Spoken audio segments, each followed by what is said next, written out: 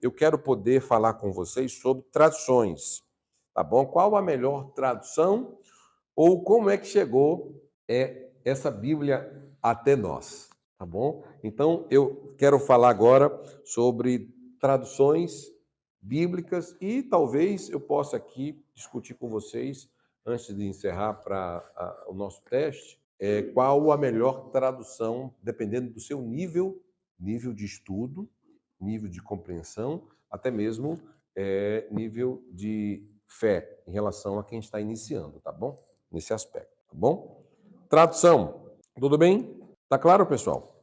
Bom, sobre o que se entende sobre tradução da Bíblia? Sobre tradução da Bíblia. Bom, a Bíblia ela foi traduzida para mais de 2.000 idiomas, então não é qualquer livro, tá? Mais de 2.000 idiomas. Porém, vamos mencionar aqui apenas algumas traduções principais dos manuscritos originais. Então, essas traduções que eu coloquei aqui, que está aqui, são as mais importantes e delas derivaram todas as demais traduções. Primeiro, essa você nunca pode esquecer, que é a Septuaginta, tá? Olha a forma, olha a abreviação dela aí, é um L e 2X, tá? LXX é Septuaginta ou Septuaginta.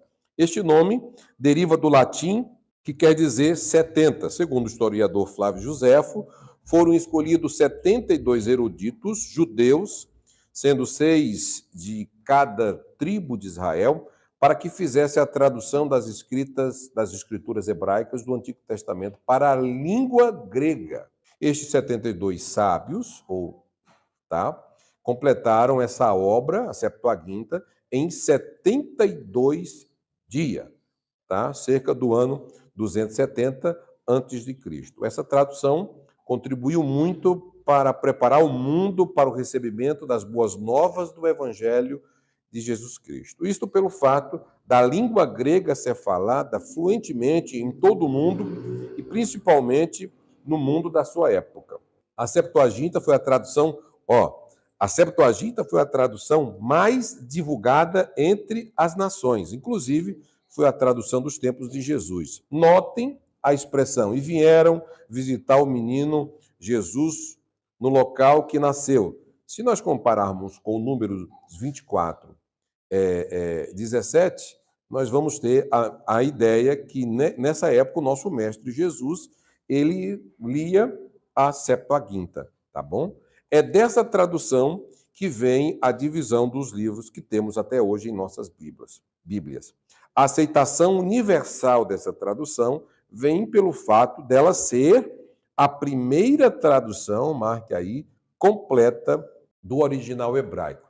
E essa tradução ela é chamada de Septuaginta, ou Septuaginta, mas, como diz o professor amigo meu, ele fala Septuaginta, eu falo também Septuaginta. Essa é a versão mais antiga, tá bom? Então, essa é a primeira tradução completa do original hebraico. Agora, a partir daí, vem a versão latina, tá bom? Primeira, Septuaginta. Segunda, a versão latina. A versão latina era o latim era uma língua falada pelos romanos. A cada vez mais ia se substituindo pela língua grega, no vasto Império Romano. Daí, irmãos, houve o quê? A necessidade de uma nova versão da Bíblia. Mas agora na versão latina, no latim. Por isso que essa é chamada versão latina. Surgiu, então, essa nova tradução no latim, conhecida como versão latina, cuja foi feita da Septuaginta.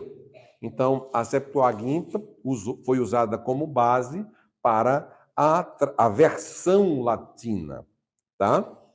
Bom, esta tradução abrangia já os dois testamentos e foi concluída em 170 depois de Cristo. E era conhecida tanto por Augustinho como também por Tertuliano. Entre os anos 382 e 387 depois de Cristo, Jerônimo foi encarregado por Damásio, bispo de Roma, para fazer o quê? Uma revisão desta tradução, a revisão já da tradução latina, Jerônimo. Tá bom? Jerônimo foi um... então, nesse caso aqui, nessa época, já de 382 a 387, a Septuaginta já começou a cair em desuso. Aí Jerônimo, nessa época aqui, ele foi um homem muito sábio na questão biblicista, nos assuntos bíblicos da sua época. Daí já veio na sequência a tradução chamada Vulgo, que é a tradução chamada Vulgata, que é essa próxima aqui, que é a terceira. A Vulgata. Então nós temos aqui a primeira. Primeira, Septuaginta, depois a versão latina.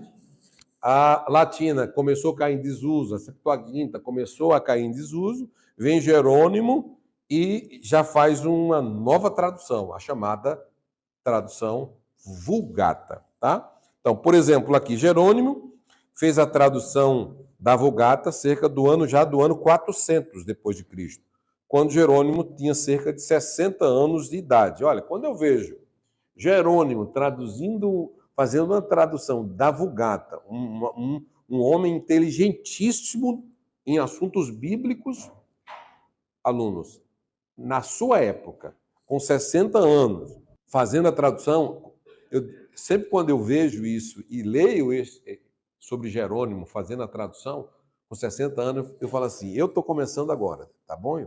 Com 60 anos, então eu estou começando agora. Se ele com 60 anos, ele começa com 60 anos de idade, ele tinha, quando ele faz essa tradução, então estudar a Bíblia não está relacionado à idade, está muito relacionado à paixão, à vocação, você amar as Escrituras, disponibilidade, amar, tá? Então, ter um propósito de vida. Então, nesta tradução chamada Vulgata, do Antigo Testamento foi traduzido diretamente do original hebraico. E o Novo Testamento também foi traduzido do original grego. Olha a importância da Vulgata na interpretação. Então, o termo Vulgata vem do latim vulgo, que significa povo. Era uma versão popular do latim falada pelo povo comum, assim como o Novo Testamento foi escrito no grego koiné.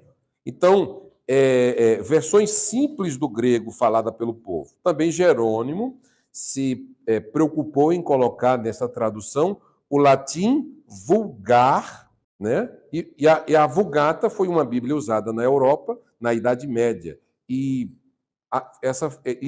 da tradução Vulgata surgiu nossas Bíblias que temos até hoje. Então, essa Vulgata é muito importante, porque ela foi usada o original do Antigo Testamento e o original do Novo Testamento. Então, é uma Bíblia... Pode observar que todo estudioso ele vai na Vulgata latina, na Vulgata. Então, por quê? Porque é uma Bíblia muito próxima, é uma Bíblia muito importante. É uma Bíblia que foi muito importante, principalmente na Idade Média. Foi a das mais usadas, porque ela teve uma importância histórica e a linguagem que Jerônimo usou na Vulgata foi uma linguagem que o povo entendia. Então, a ideia era que o povo pudesse ler e entender. Por isso que ele usou o grego koiné também, que era o grego falado pelo povo. Então, ele vai saindo do latim, vai saindo da Septuaginta, vai saindo de umas traduções mais acadêmicas, sabe, de umas traduções mais difíceis, para uma linguagem que o povo comum pudesse ler e entender. Mas vamos para a próxima tradução. Agora, quarto, tradução inglesa. A Inglaterra é um país privilegiado, né? Porque foi a primeira nação a ter uma Bíblia na própria língua. Então, reis, rainhas, cristãos. A Inglaterra foi um país, assim, que teve os grandes avivalistas, os grandes avivamentos. De lá saíram grandes homens de Deus e foi a nação privilegiada. É um privilégio. Inglaterra. Não quero nem falar da Inglaterra hoje, me preocupa. É preocupante a Inglaterra hoje, porque a Inglaterra enviou missionários para o mundo inteiro e hoje o mundo inteiro manda missionários para a Inglaterra. Tá? Então, Só Deus. Eu me preocupo isso historicamente, isso aqui me preocupa historicamente, porque é uma igreja que eles temiam o homem que orava, conheciam o que era o poder de uma oração. A própria rainha da Inglaterra, ela temia a oração de um homem que orava. E hoje a nação sofre com um declínio espiritual. Então, não é brincadeira. A valorização da Bíblia, irmãos, tem que existir. Bom, a quinto, vamos falar um pouquinho do Brasil, né? Vamos falar um pouquinho. Essas são tradições da Inglaterra, grego, latino, Septuaginta. Vamos para as versões brasileiras. Vamos agora para João Ferreira de Almeida, né? Vamos para a versão brasileira. Bom, a versão brasileira são várias versões, são inúmeras versões, as versões brasileiras até hoje, tá? Só que eu vou comentar apenas algumas, as mais importantes versões brasileiras. Vou comentar aqui com vocês a Almeida, a Figueiredo e a Soares, mas existem inúmeras outras traduções, tá bom? Por exemplo, a versão Almeida, ou da língua portuguesa conhecida como Almeida, foram traduções feitas pelo ministro do Evangelho, João Ferreira de Almeida, da Igreja Reformada da Holanda, em 1670. Porém, o Novo Testamento só veio ser publicado em 1691, tá bom? Onde foi feita uma revisão nesta tradução e foi publicada na edição chamada Edição Revista e Corrigida, conhecida também como ARC, que é Almeida, Revista também e Atualizada. Já é uma outra versão, publicada pela Sociedade Bíblica do Brasil em 1958. Esta tradução veio diretamente da Vulgata Latina para a língua portuguesa.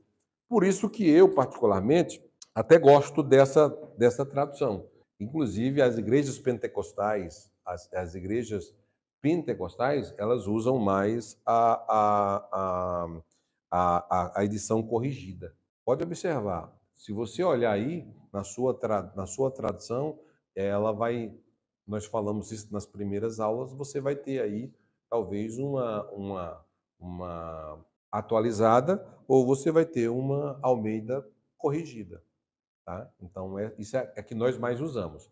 Os tradicionais usam a atualizada, tá bom? Os cristãos tradicionais, os reformados, usam a versão Almeida atualizada. Os pentecostais usam mais a corrigida. Isso você pode observar aí que isso é geral, tá bom? Aqui no Brasil, principalmente. Agora, Figueiredo.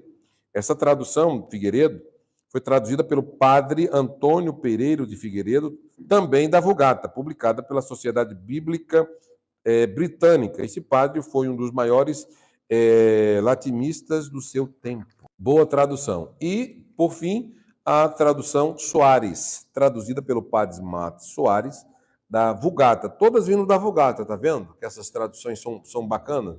Todas vindo da Vulgata. Já vieram com uma tradução boa. Foi concluída em 1932, sendo publicada em 1946. Essa tradução é uma das mais usadas pelos católicos brasileiros. Ela é uma das traduções mais usadas pelos católicos, tá bom? Então, a Bíblia foi impressa pela primeira vez no Brasil em 1944 pela Imprensa Bíblica Brasileira.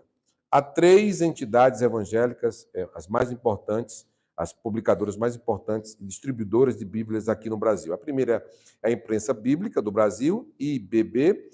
A segunda é a Sociedade Bíblica do Brasil, SBB, né, fundada em 1948. E a terceira é a Sociedade Bíblica Trinitariana, que é a SBT. Enfim, ao longo da história, tem muitas outras casas publicadoras, né, de outras denominações, que eu nem vou estar comentando aqui. Amém? Bom, nós estudamos bastante sobre... Deixa eu só abrir aqui rapidinho. Falamos um pouco sobre Bíblia, o significado da Bíblia. Nas nossas aulas de bibliologia, falamos um pouco sobre o termo bibliologia. Falamos o que significa, o que vem a ser bibliologia. Falamos a sistematização da criação e a formação e a sua divisão. Nós falamos o que é Bíblia em si, que é uma biblioteca, que é um conjunto. Conversamos bastante de quem é o autor da Bíblia, quantos homens escreveram a Bíblia, a inspiração que esses homens receberam, o período de mais de 1.600 anos, as versões, como conversamos aqui agora, a divisão do novo, a divisão do velho. Falamos o que foi o período interbíblico, conversamos sobre o Antigo Testamento e o Novo Testamento, essa lacuna entre o Antigo e o Novo Testamento, que se chamava período intermediário, que é o período interbíblico, né? Falamos sobre livros apócrifos, livros canônicos.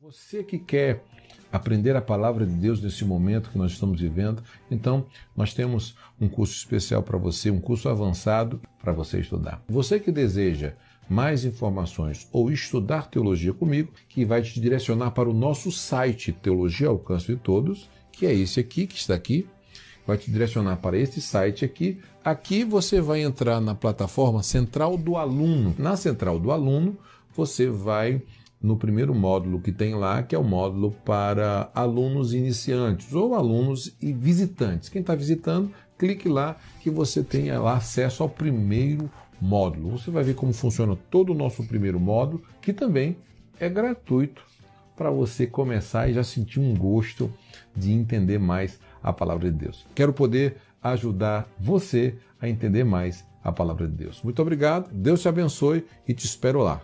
Mais informações, acesse já teologiaalcancetodos.com.br. CETAT, Seminário de Teologia ao Alcance de Todos, transformando pessoas simples em extraordinário. Espero você.